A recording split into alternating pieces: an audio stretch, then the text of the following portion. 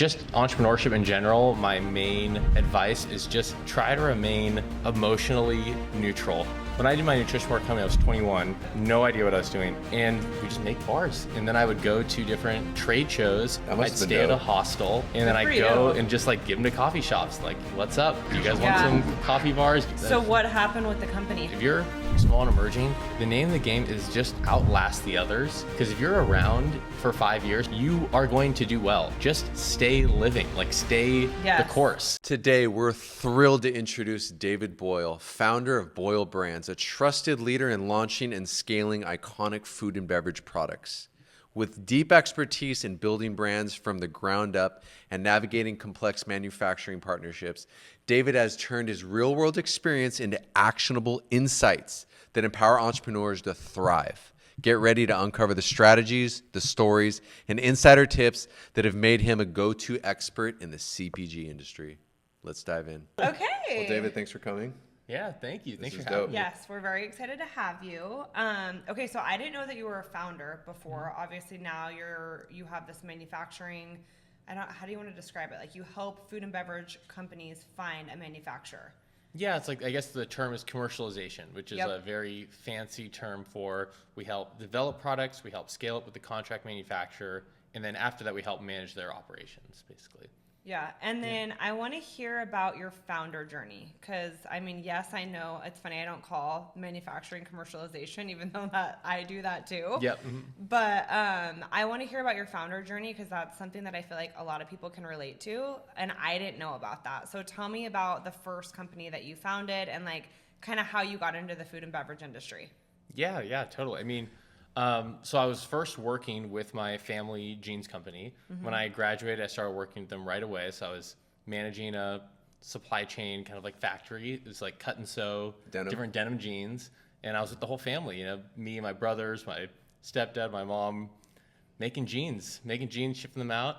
And I knew I wanted to do something because they are really cool entrepreneurs, have something. So the whole time I'm working for them, I'm thinking, I'm going to do something really cool. Like I'm going to do something awesome. And so the idea was a coffee shop. I was going to start a coffee shop. That was the whole idea. Went to a bunch of coffee business trade shows and learned more about coffee shops. And somehow during that, I just learned about coffee fruit, like the cascara that's around the fruit of the coffee bean. And started to learn more about that, started to get really interested in that. I met these farmers in Nicaragua from one of the specialty coffee association like trade shows. Did you go to Nicaragua? No, I went to Seattle. I met them in Seattle at the trade show. They were telling me kind of like all about this, story about the coffee fruit because I was asking about it. I was like, what is this cascara? What is this coffee fruit?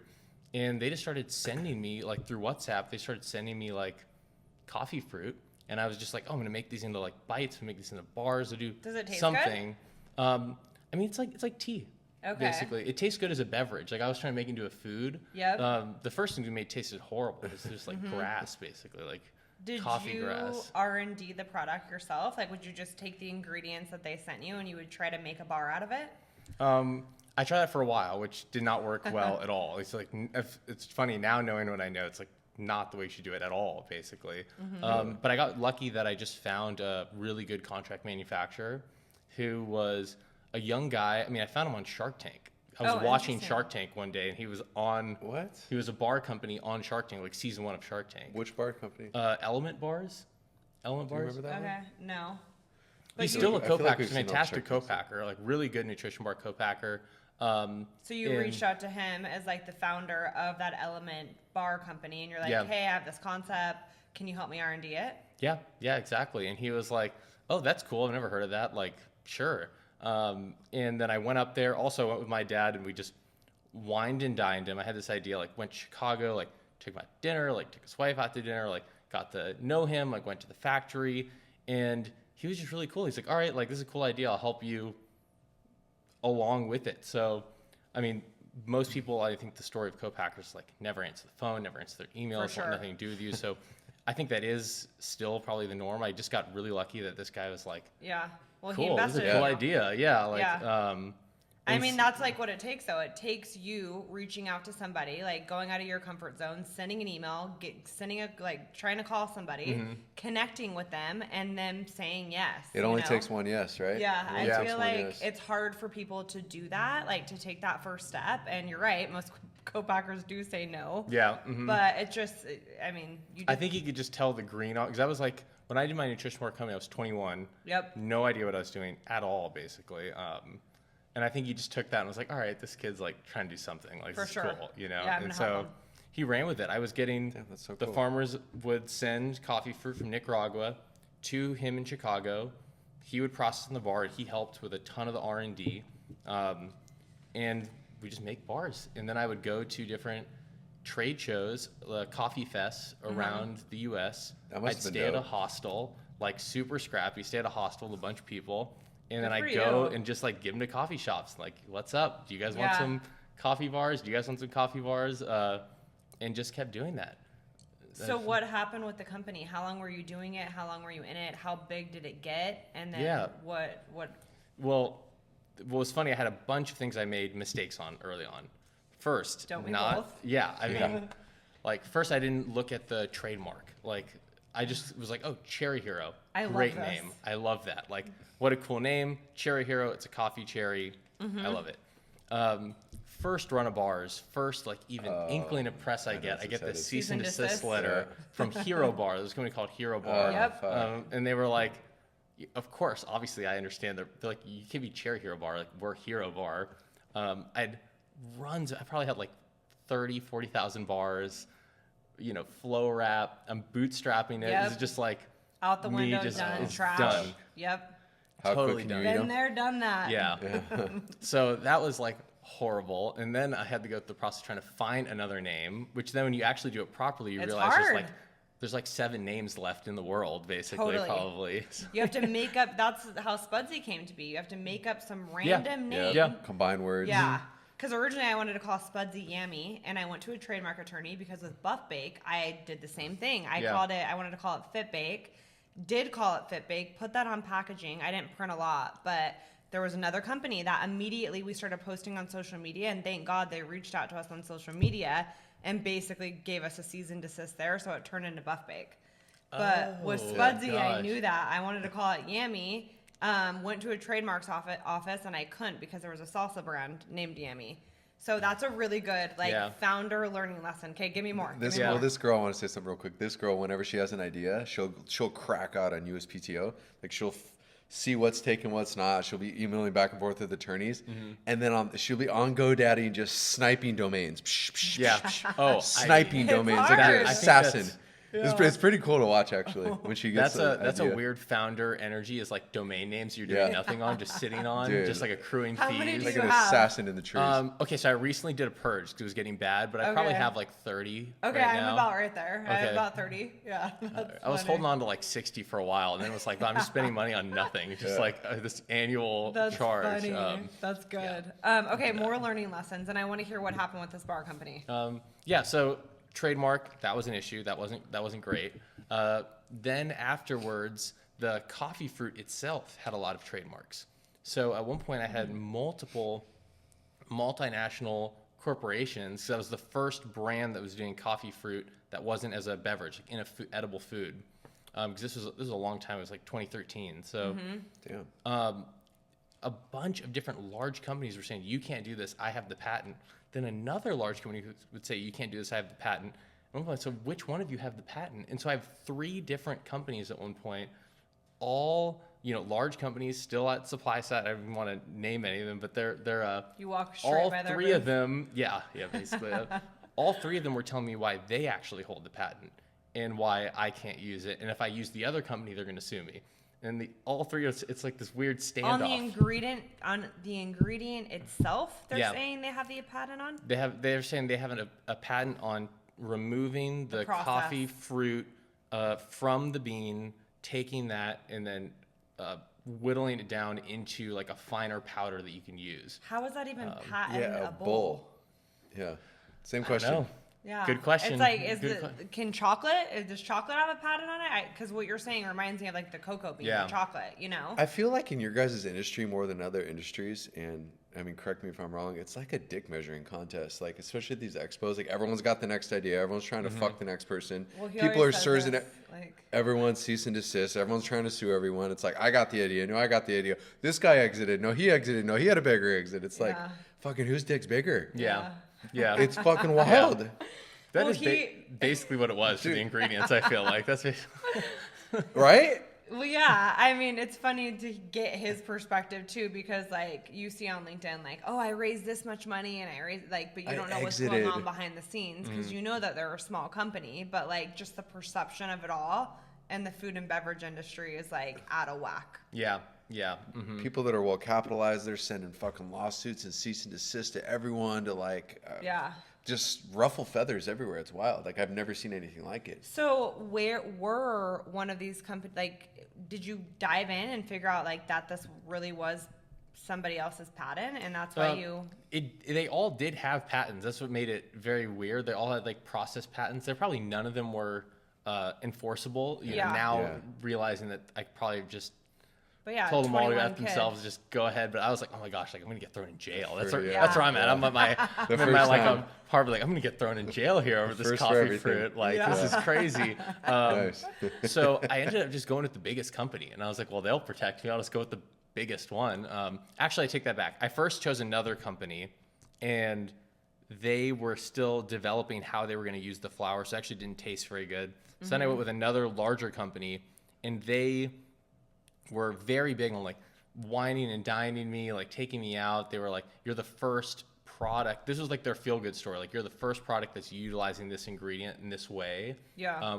They had made it just for supplements at first, and they weren't even calling it coffee fruit. They weren't talking about how it's another diversified source of revenue for coffee farmers because they're usually not even using the fruit. They're just taking the bean. Yeah. So they were like, oh, we love this like social justice angle. We'll just give you the ingredients free. So then my cost of goods was like, nothing. So much better. It was great. So I ended up going with them instead. Okay. And I still just kept doing it, like totally bootstrapping it for probably like, I would say a year and a half. And then at that point I realized like I just didn't have enough money to do the next production. Like I'd have a production, I wouldn't know the next production. Yeah. Another lesson that I know now is margins. Those are important, very important. Funny how that like, works. Crazy. Yeah. I've talked to so many people about that the last week. And so at least, I mean, I knew nothing about fundraising. Even now I don't like to do anything that requires fundraising. I just like having control and just knowing what's going on. I don't like borrowing money. Like I'm just not comfortable doing it. Yeah. Yep. So everything I've done in slow growth. So with that, it got to the point. Self-funded. Amazing. Current company self-funded. The last one was all self-funded. Yeah. That's great. I was Love just that vibe. working part-time. Then I'd get money. I mean, I think it was like my first tattoo, and I got my first like large tattoo. I was working at a kitchen, and every week I get a paycheck, 2 more hours of tattoo. Paycheck, 2 more hours of tattoo. So I think about that as like the business basically. Paycheck, like one more bolt on to the business, one more bolt on to the business, just like slowly. I like that. I like that. But it got to a point I had a 28% margin. Horrible. Which is horrible. And Fucked. actually, You're fucked. Yeah, and it was this is a year in that I'm like, oh, like someone was telling me about like margins, and I was like, oh, okay, like I need to like look at this. Like, how do you look at margins? What do you do? Like using my political science, like African studies degree to like think about like, at least you have that. great. I don't have one. Yeah, I mean, like it didn't help. So, it didn't help at all. Just debt. It's So- just debt. But that's kind of cool though. You figured it out, right? Yeah. Like, and not knowing what a profit, having this idea, and not knowing that profit margins truly do matter, especially in your guys' industry. So what do you feel like is the ideal profit margin? Because to operate your business, for a brand that like wants to be both like direct to consumer and in store, you know, because like I don't think people realize the amount of trade spend and like marketing that goes into running a business. Like, what do you consider a healthy profit margin? Well, it's funny now that I think about it. There's so many different ways to even interpret that of what are the cogs you're even talking about. Are you putting the trade spend into the cogs? Are you putting the product into the cogs? Like, what I think about is the way I think about it now is true product. That means everything is done. It's sitting at the warehouse. It's ready to sell. Yep. It's like ready to sitting go in on your its 3PL. mission. That's the way it Yep. should be. Sitting at the 3PL. Yeah. So that's your products. It's your ingredients, your packaging, the inbound freight for all of that to get over there. From manufacturer to 3PL, you mean, right? Or I mean even inbound from supplier and packaging warehouse to the contract manufacturer. Okay. That's like a hidden, no one thinks of that. That's like a hidden cost measurement that's easily could be like 8 to 12% of your cost right there of just your product cost, just inbound freight, depending on where all the suppliers are. It's weird. All my manufacturers have been turnkey. So I've never had to deal with that. That's interesting. Yeah. I have a whole other turnkey versus tolling. We'll keep that topic on the back burner. But I think of ingredients, packaging, inbound freight, co-packers, manufacturing, the co-packer yield, products done, outbound freight at the warehouse. That's the like waste, tolling, everything. Yeah. Yep. Okay. So that doesn't count final mile logistics, which is pick and pack fees, pallet in and out fees. Yeah. Just sitting at the warehouse. Wrapped, ready to go. Wrapped, ready to go. I would say 50% Okay. margin would be fantastic. That's where you want to be. I think 40% is the minimum. Yep, I think if it's under 40, you're fucked. You need either raise a ton of money and have a lot of velocity, or you're fucked. Yeah. I think even 40 is low. Honestly, I think like 50 is the new 40. Let me ask you guys this: when you guys have product that's sitting in a warehouse ready to go out, already at 50%, right? What gets chopped away? What are like the people that come in that literally chop away at that? That's a good question. I mean, okay. Well, I mean, because 50% sounds to the average person listening like, Yeah. fuck, 50% margin, they must kill it, right? No, that's I just mean- where the journey begins. yeah. Yeah. Okay. True. So Yeah. I'll give you my opinion and then Yeah. yours. Okay. So there's the logistics. That's a big piece of it, right? There's your team and the Define the operations. logistics. So the product being transferred all around the place, right? Okay, to different so from DCs. 3PL to distributor to wherever it goes, right? Yeah. Then there's the distribution fees because they take a piece of it. Then there's the amount No, explain that goes. that real quick. Unify, KHE, those type of distributors. So like to get into these retailers, I like that you're asking these questions because like I want to dumb it down. To get into these retailers, you work with distributors because I feel like a lot of people think that you just ship your product directly to the store and it ends up there. But for the most part, you go through a distributor. There's some retailers you ship direct. Your team, the marketing and trade spend is a big, big piece of it, I would say. What am I missing? Well, if you're going to do demos, that's a big part of it. Yeah. Anything to help with velocity. I guess that's all going to be wrapped into trade spend. I sometimes think of trade spend as just the things that the retailers and the distributors just clawing back from you, basically. Yeah. Dude, I've watched her Especially go through this shit. It's fucking wild. Or she has to chase Unify or KHE or one of these big dogs down for money because they make some fucking fatal error on their end. And then if you don't catch it, you're fucked, right? Yeah. I mean, I deal with this in my business. These distributors make mistakes all the time. And it sucks that we have to catch it and then go like this. You have our money, give it back. Yeah. Like, it's fucking wild. It's so ass backwards. Well, I think like you say 50% margin, but to your point, like it's like even that sometimes is not enough in the beginning to like because there's so much awareness that you need to build to like for people to gravitate towards your product on the shelf, right? Like you just said it, demos and having a healthy trade spend and doing your TPRs and your off shelves, like people don't realize how much that costs, like to the point where most brands like are not profitable. So for the average person that's like listening or, sees brands on a shelf at a store, we deal with this all the time. Wow, they're everywhere. They must be killing it. It's like you don't know what's going on behind the curtain, right? Yes, they might be sitting on the shelves, but are they moving? Yeah. And then what are the numbers behind that? How much are they spending on all these fucking demos everywhere? How much are they being taken by all these distributors? And that 50% becomes what? Yeah. Becomes what with a well-managed brand and becomes what with an unwell-managed brand? Yeah. I guess would be my question. Yeah. So the bar company, what ended up happening with that?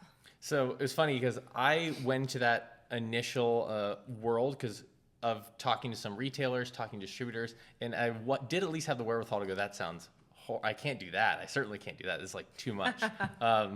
And I actually got, probably the best part of the bar company is I got an advisor that I had met who started to advise me in the company. And he was one of the co-founders of Newman's Own Organics. He had a ton of experience in. That's cool. He ended up teaching me everything about the food industry. I mean, even now, in the last over a decade, I've spoken to him. That's cool. Maybe once a month, twice a month. Yeah. Like he's helped shepherd me through all my weird food journeys. But he was the one who helped me be like, look at your margins. Oh, your margins are terrible. You need to raise 100,000, 200,000. Like, I don't want to do that. did this with like $5,000 that I had from saving up, you know, just been, you know, going totally rogue. And so I ended up putting it up for sale on Shopify, old school Shopify forums, where you just go like, I think I put out a thing where I went, coffee cherries meets 4-hour work week. Like, are you ready to like sell your bars, like wherever you need to go? Like, I've got, you know, 100 coffee shops, got all these different things. Like, who wants to buy the business? I just put that. It was like a couple lines, and I got flooded the next day with like so many different people. Because this is early Shopify. Yeah. Where it was so early Shopify that I first made it on like WordPress, like some crazy weird WordPress thing. Then I moved it to Shopify. Yeah. And this is before now all the Shopify forum stuff I think is probably basically just weird fake like drop ship, not drop ship, but like, I don't know, it's weird fake like businesses that are just like pumping, dumping. Yeah. But then it was like a bunch of real people in the forums. And so I had this weird like bidding war. I had tons of people offering Like money. wanting to buy the business. Damn. And so I just kept talking to all these different people. And then so at one point someone offered me a good amount of money for it. And I was like, great, this is awesome. I'm living hand to mouth. I'm like going so scrappy, going from bar to bar. I mean, it was super fun, but it was like, we'd get in bars. I mean, it was fun at the age. I was like, I know I can't do this forever, but like at my age, it was fun. It was with my girlfriend, who's now my wife. Like we would bring in unbranded bars. She would label them one by one, and then I'd fly out and hit coffee shops and sponsor weird like barista throwdowns and latte art contests. Like I love being in the community. Sounds like a vibe. It was a total vibe, but it was like street tacos every night. Like, fucking lit on lattes all day. Lit on lattes, just lattes and tacos. And I was like, all right, I need to like. Doesn't sound terrible. I need to do something else. Like this is not. So then you sold the bar company. So I sold the bar company. Yep. A part of me selling also is that I had met these girls who are part of the Food Stirs, like baking mix brand. And so there's also this opportunity to like join them and to run their operations. And I was like, that's really cool. So I actually got the job at Food Stirs and then sold the bar company like almost like within the same week. I was like, cool, this is what I'm going to do. Like I'm going to do this, I'm going to do transition. that. And I just jumped from like one like pre-launch startup to another pre-launch startup, but like with a ton of funding. They're going to do it in a really big kind of like cool way. And then worked as the supply chain manager at Food Stirs. So you learned a lot there. Learned a ton there. The people there were like so smart. There's a woman, Galit, there's the CEO, who's like so smart and was like such a cool founder. And so I learned a ton there. And that's when I was like in the CPG world instead of me just at home coffee world. And the CPG community is so awesome. It's like really fun community in clothing and like at least in denim. I don't know where we were at before. Like it's so like hide your sources. It's like catty. It's like, what is this person doing? It's very like cutthroat. And in food, everyone's like, oh, you need a warehouse? Like, here's my warehouse. Like, great. You need help? Like, you need an hour? It's like such a different energy that I was like, oh, this is amazing. Like, I love these people. I definitely feel like people are really well connected. Like, everyone kind of knows everyone, like, within the community. You guys do have a small community, though. I mean, it's a food and, I mean, CPG. And people are helpful. They're, like, helpful with each other. It's big at the same time. So then after Food Stirs, you started Boyle Brands, or was there something in between there? I went back to school to get my master's, like, to try to learn about business stuff, basically. I was like, I'm not going to be a politician. That's not happening. So, I want to learn about numbers, want to learn about all this stuff. When I went back to school, I had a friend of mine who I had known just from the bar days, like the trade show circuit, who was like, oh, like you found a great co-packer. Like, can you help me find a co-packer for my cold brew business? Like, and I was like, oh, like there's something here. I could do that. Like that way I'll like be at school. I'll like still do something on the side. So I helped her find a co-packer for cold brew coffee. And then, she told someone else and they were like, oh, could you help like find this like popsicle co-packer? And I was like, yeah, I could do that. And then like they referred to someone else and then it was kind of like, oh, like there's something here. People are like asking about it. Charge for Isn't my it time? crazy how like one thing just like leads to another? Like it's so crazy to me how just things like unfold in front of your face, like as long as you're like taking steps forward. Okay, so then after business school is when you started Boyle Brands. Like this is what then made it became like real because I was even thought like I'm just gonna do this until like I get a job somewhere. Like I'll just figure something else to do. It's totally just a weird like side thing. But even after I graduated, just word of mouth, people were asking, oh, could you help me find a co-packer? That turned into what I do after I find the co-packer. How do I onboard this co-packer? Can you go to the run to make sure nothing goes wrong? Damn, that's cool. And so it just like completely accidentally Happened. turned into this. I was like, oh, I should like make a program. That's the only reason why it's called Boyle Brands is because I was just David Boyle, the co-packer guy for like 3 years. So I was like, oh, well, no one's going to know if I call it something else, but I'll just call it Boyle. You don't want to use one of your Brands. 30 domains on. Yeah, on exactly. GoDaddy? I know. Seriously. Seriously. I'm Yeah. saving those. Yeah, no, I'm noticing that because like my thing is like I am Ashley Rogers, and I'm like, wait, now like it can't be my name, you know? Because like I feel like it would be more attractive if it was like something that had to do with food and beverage. Like, I don't know. That's a whole nother thing. How many co-packers have you visited at this point? Honestly, like probably hundreds at this point. How would you describe co-packers? Like, because you said in the beginning they're really hard to get a hold to. Like, would you say that's most of them? They're really hard to get a hold of. They're kind of chaotic. They don't answer your emails. Like, what's your experience in dealing with so many? I think the main thing is that they are. It's a food business. It's all packaged food, packaged beverages. They're literally the people making the food. They're, in my opinion, the most important partner, the most important thing that makes it all tick. I guess I would actually say outside of founders because they're coming up with innovation. They're bringing finance and money around it. But outside of like the founder, the co-packer, the manufacturer is the product. thing. And that's what they're doing all day. They're in there making product. So whenever you're dealing with like formulators who they spend their time on the bench, or you're dealing with co-packers who need to be out on the floor, they're not in front of their email. They're not traditional office workers in that sense. So they're hard to wrangle. That's I call them cowboys. Like, that's like how I describe them. It's like, I feel like they're not business people. They're like operational, hands-on, manufacturing human beings. And like that piece is hard for them. And the ones that you've dealt with way more than me, but like the same experience, that's like how I would describe them. But the caveat I'd say is that there's the word co-packer is like this nebulous term, but they're not all the same. I mean, food manufacturer is essentially a small business. There are, but there's not any that's really like the de facto co-packing alliance of like, here's what a co-packer even is. Like all a co-packer is a food manufacturer, which is a small business. There's thousands of them throughout the country, and there is no rhyme and reason. One might onboard one way, one might do things a completely different way. They don't speak like a universal language. They speak a universal language within like categories, but they all do things. Some will only do turnkey. Some will only manufacture if you bring in the ingredients. Some offer R&D. Some don't.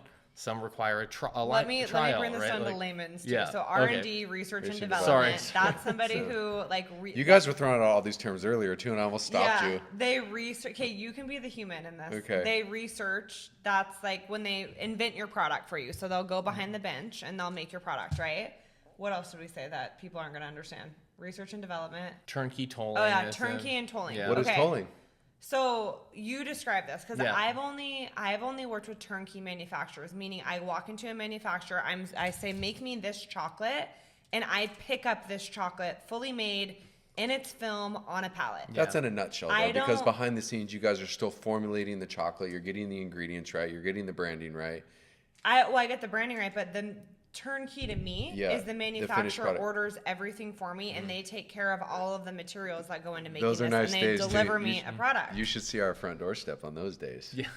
Looks like a fucking Amazon fulfillment center. There's food all over a front doorstep. And lately it's been chocolate, so it's been nice. Yeah. That's nice. Yeah. That is good. That is good. I mean, that is basically turnkey. Turnkey is the manufacturer is the representative of it. They're handling everything for you behind the scenes. Those same activities, developing the formula, figuring out the demand planning of how much ingredients and packaging do we need to order, and then actually ordering it. So when you place in a purchase order, you say, I want 100 of these, and then they'll get you 100 of those. Yeah. Tolling is you take all of that and you unbundle it. They're literally charging you for the toll like your Schedule of going A. through the manufacturer. Yep. So you provide the formula that you made with an external resource. You provide the packaging. You provide the ingredients. And you provide the process steps. You tell them, make this way. You send it all to them. And then all they're responsible of is taking it and making it, basically. And making their 20 cents a piece of chocolate instead of probably 40.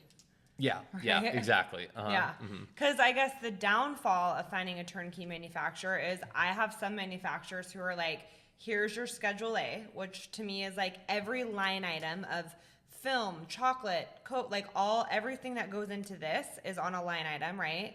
And they're transparent with me. I can see it. So I can see what their tolling is. The tolling is the fee that their profit that they make, right? So I can see that they're making 20 cents a SKU, right? But like the freight in and all of that stuff, I don't see. A turnkey manufacturer, okay, the upside to a turnkey manufacturer is that you can place an order and get a finished product, right? But the downside is you don't see all of the costs that go into it. Yeah. Well, goodness, turnkey versus tolling, I could probably talk about all day is the problem. I could get too deep. But what do you recommend for new startup brands? What do you recommend? Who honestly don't have a big team. I personally, every brand is different because it also depends how much time do you have. Are you doing this on the side and you have a job? Or is this your job? Is this all you're doing 100% of the time? Like, I guess it depends on where the founder is. So if that was the founder scenario, what would you recommend? Like they're working on it full time. They're just they have like another job, and this is like their side hustle until they hit the ground. I would say then turnkey is a good option. I can say myself personally, like if I call on a co-packer and I speak to them, I usually prefer tolling. Okay. I like tolling better. There's some reasons for that. The one is the secret sauce of how do we eke out 5 cents here, 10 cents there. Yep. We're dealing with that whole supply chain, so we can talk to the figure it out together. packaging company, the ingredient company. I have a direct relationship with the whole supply chain. It's not going through this barrier of the co-man. I know if they change from one type of sugar to the other because I'm the one ordering it. You know, there's no product specification. Like, I know everything. I can develop my own deals with all of them individually. And then as we scale, or in the worst case scenario, you need to leave the co-packer, I'm just pointing those POs in a different direction. I'm not reinventing an entire product because I don't know everything that was behind it. So with tolling, and this is like your full-time thing, let's say like your full-time gig, and you have, let's say maybe a small team, maybe it's just you're actually sourcing everything on your own and you're getting it to the co-packer, right? Yeah. And then the co-packer makes your product. That's right? not the way that I do it, but that's the way he's suggesting to do it. Got it. I mean, you've done it some, like with Spudsy, you guys buy the flour. Most of what we do is turnkey. It is. Is it? Yeah, and I may go back and look at all this, but like what he's saying, it's like it is a lot of work. That's like a full-time job. 100%. Yeah. That's a full-time. But I've seen you guys do it before. Well, we do it to a certain extent with some manufacturers. Got it. Yeah. Got it. So ours is like kind of 50-50. Like I said, we still have the connection. So one thing that I require is I don't work with manufacturers who are not transparent. Like, and I want to know who this film's coming from. Yeah. I want a connection to them. Who's the chocolate coming from? I want to contact with them. So like, I always know what the pricing is directly from the source too. So it's like That's good. both. I don't know. Now, as a brand, can you save money to your bottom line with your margin, et cetera, by going with tolling versus going with kind of an all-in price? At scale, tolling will be much better financially. Sounds like because you can start to do, I guess I should say, even a step back, like the number one way as you get to scale, more so than volume to get your pricing down, is to have an annual forecast. You can then now stabilize all of your pricing with the packaging company. You can develop an annual supplier agreement with each ingredient. You can develop an annual supplier agreement, and then with the co-packer, and even with your freight lanes, if you know when you're going to manufacture. So most people think I need to get to 1 million units, 10 million units. Even if you stay at the same volume, but you make an annual commitment, you will already save money just from that. Yeah. With not even. Why is That's that? a good call out. Well, because they're expecting your business. Yeah. They're expecting your business. They can then project their business better. So then they appreciate that and will give you like a price break essentially. So, And also some ingredients like chocolate is a good example right now. The market pricing of chocolate is going wild, but the people that already had their annual supplier agreements in January, those are like futures contracts. Yeah. They have a fixed price already. So Yeah. it's only the ones that are ad hoc. We deal with that with protein in my industry. I don't manufacture, but I'm close to a ton. and brands that do manufacture, and protein right now is very similar to cocoa. What are common mistakes you see new startup companies make in the beginning when finding like manufacturers? Well, one that I just had a client call me this week, and they made this mistake, which I hear all the time, is you'll call a co-packer because you have an idea. Then, like, I'm just going to keep bringing up chocolates right here. It's like, I have this really great, chocolate idea. They go, great. And they go, can you help me make it? Awesome. They start working on a formula. They don't own the recipe. 6 months later, they go, oh, well, your MOQ's big. I'm going to leave. And they're like, okay, great. Bye. Like, this is my formula. MOQ is minimum order quantity. Yeah. Yep. That's on my list. Sorry. Thank you. Moderator. You guys keep going. I'll be right here. So how important? I've talked to 20 brands this week, and first question I ask them is, do you own your recipe? And they say no, and like my jaw drops. They're like, but I have a path to buy it, but I don't have a contract. Like, so the two things that I want to talk about is one, the importance of owning your recipe. I was going to ask this question. And two, the importance of having a manufacturing agreement with these co-packers that you partner with. Yeah. I mean, it's so important. The first thing to know. How important? Like scale of 1 to 10. How important? Yeah, is good this? question. 20. Well, look, I mean, Is it like maybe one of the most important things? If you're a founder in a CPG brand, it's almost like paramount that you own your recipe, right? yeah, I would say the Paramount. operating agreement is equally as important Agreed. to Okay. a good operating agreement. The main thing that I think a lot of founders would really benefit from knowing is that nothing is free. So if you go, oh, they're making the formula for me for free. No, they're not. They're making their formula for free that you can then manufacture at. Yeah. You can rent from them. Yeah, you're not, Yeah. Fuck. and the other thing that I think that's tied to that is sometimes a group will come with like a recipe. So like they came with something. I made this in the kitchen. I have a recipe. The manufacturer then takes that. They do the final tweaks to make it manufacturable and scalable. And then they go, okay, we're going to leave now. It's like, oh, no, like you gave me the recipe. Like what we ran is this. Yeah, and the I own process. that because of the change. Yeah. This is very similar. There was the Beyond Meat and like Don Lee Farms. We're going through this argument because yes, there's a formula that I brought you, but then we made significant changes to the formula to make it manufacturable. Well, it's almost like there's a recipe and then there's the process. Because it's like I can go to one cookie manufacturer and the way that they make a cookie is on different equipment than the one prior. So they're going to have to tweak my recipe in order for it to be made on their equipment. Yeah. So therefore it's like a new formula essentially. Do they try and sneak that by founders and brands to almost like own it? Like sneak it into the what's the contracting manufacturer, CMA? Yeah. Well, it's more so like this is when, in the absence of a contract manufacturing agreement, is when this happens.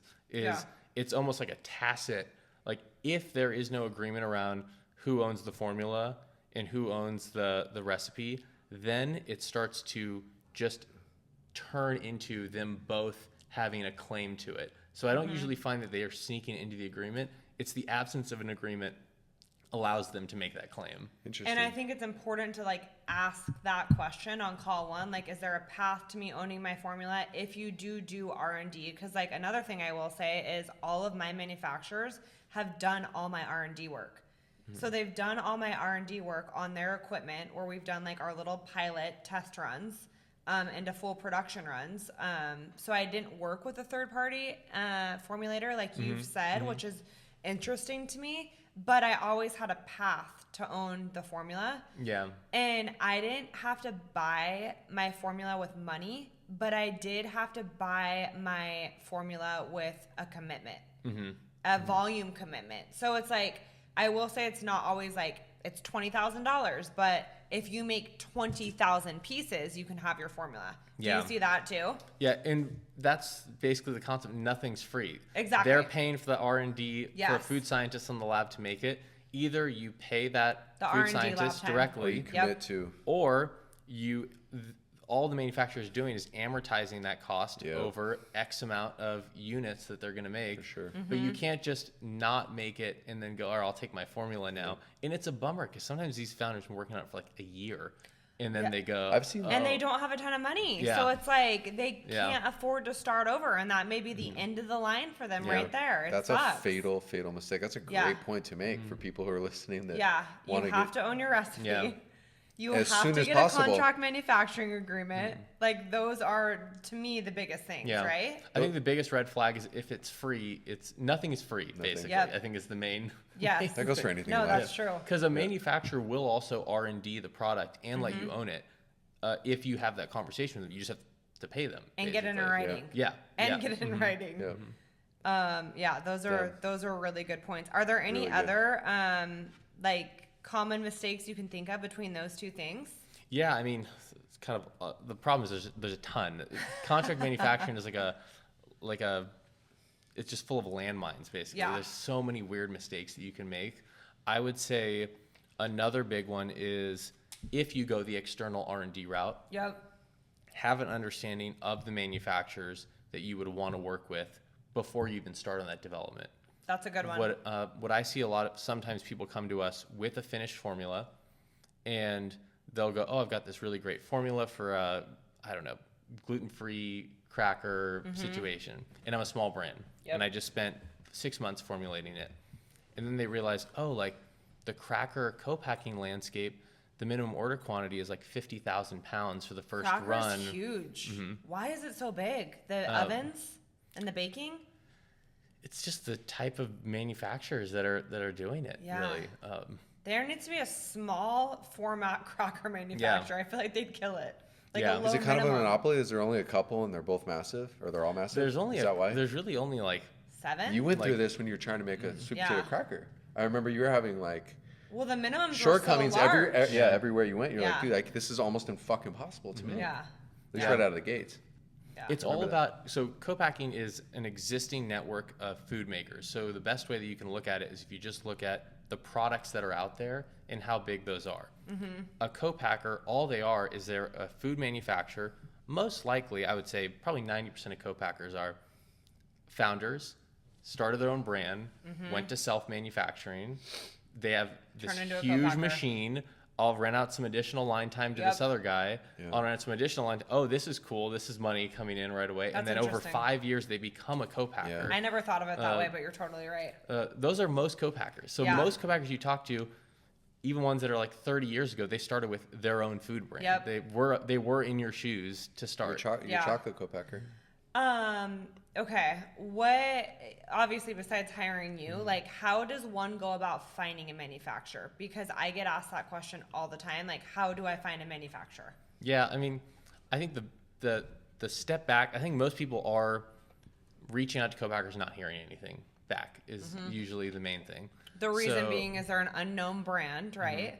And they unknown brand, maybe not ready. I think the main thing is Mm-hmm. like, are you ready for co-packing? That's Yeah. probably like step one.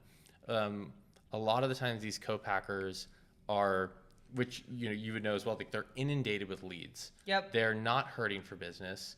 They get maybe 10 leads a day, and they're having to make decisions because what they have is a finite amount of space. Mm-hmm. There's only so much line time that they have.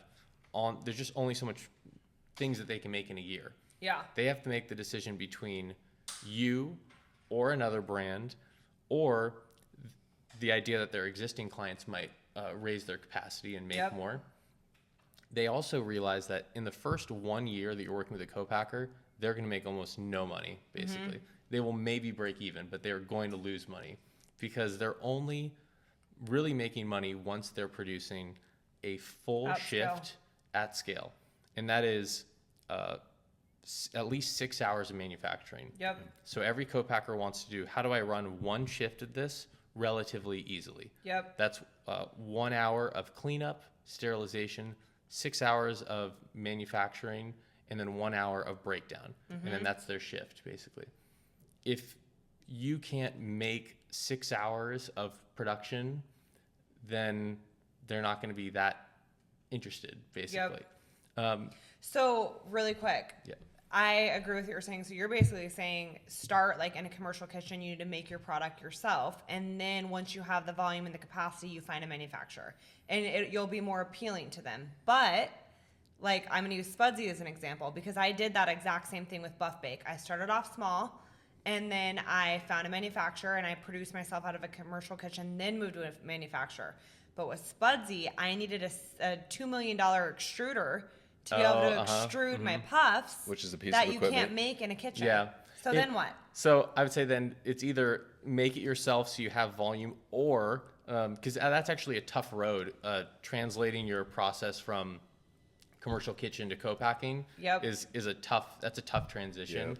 I would say more so just be prepared. Like if you're going into an investor meeting, like not just like, hey, can you make this thing? Like, can you have a deck? What are you going to sell it at? What do you need your cogs to be at? Do you have some branding? Do you have a sales plan? Do you have a marketing plan? Look legit. Show them that you're going to actually do something. You have to have here. a plan. Walk Yeah. in It's like, with confidence and look legit. Yeah. Have a plan. It's like anything else in life. You can't just wing that. Yeah. Especially when you're presenting to somebody like a co-packer and they have a line of people just like you. So how do these people find manufacturers? Because the way that I've always found them is Google. Like I'll Google cookie co manufacturer and then our co-packer private label. I'll normally start in my state, California, someone close to me, so I could go there, right? Yeah. And then I'll venture out to like the U.S. That's like how I've found basically everyone. Or now that I'm like have been in the industry for a while, word of mouth. Yeah. Yeah. Mm-hmm. But how would like somebody new to Trade the food shows. and beverage industry? Trade shows is a great one. Yeah. They're all there. Yep. Trade Trade shows. shows is a That's a really great good one. Are there any other ways? Google trade shows. I mean, the thing is now, especially in the last couple of years, like there have been more and more websites where the proliferation of the information is there. Like the co-packer names are there. I think the main thing is how can you reach out to them and showcase what you're doing. Also, what I always find so funny is people will reach out to Whole Foods and be like, I'm just going to hit them up 50 Good luck. times. I'm going to email them every week. Or like Gelson's, like I've heard these stories of people just like blowing up the retailers. But then the co-packer, they go, yeah, we emailed them once, didn't answer. I hate that co-packer. And it's like, it's the same thing. Just keep hammering them, make them. And that's ass backwards thinking, right? Yeah. For your guys' business. Like, Yeah. you should be blowing up your co-packer, right? Yeah. Before you blowing up Whole Foods. Also, like you need a product first. Yeah. I mean, that's how if we're doing we're doing a co-packer search that's in a new category that we don't know them as much. That's why I love like Lacey, who you worked with. Lacey on our team is just relentless. I absolutely love it. It's like she is You need one of so those. awesome.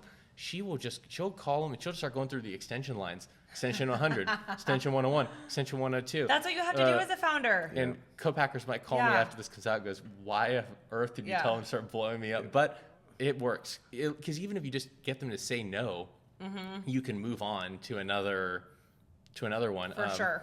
But I would say, there's different websites now, like Partner Slate is a really heard of fantastic Partner one. Slate. Keychain, which is new, is another really fantastic one. Like they are aggregating good co-packers. So I think the main thing is finding them, getting a hold of them. And then I think the other one is there's a lot of co-packers that aren't great. So as horrible as the road as it is, you still want to talk to a couple. You want to interview them. You want to go see them in person if you get past the phone stage, right? Yeah. Tour the facility, meet them. I feel like that's an important piece of it too, because I've talked to someone on the phone that I love and I show up there and I'm like, there's no way I'm making my product here.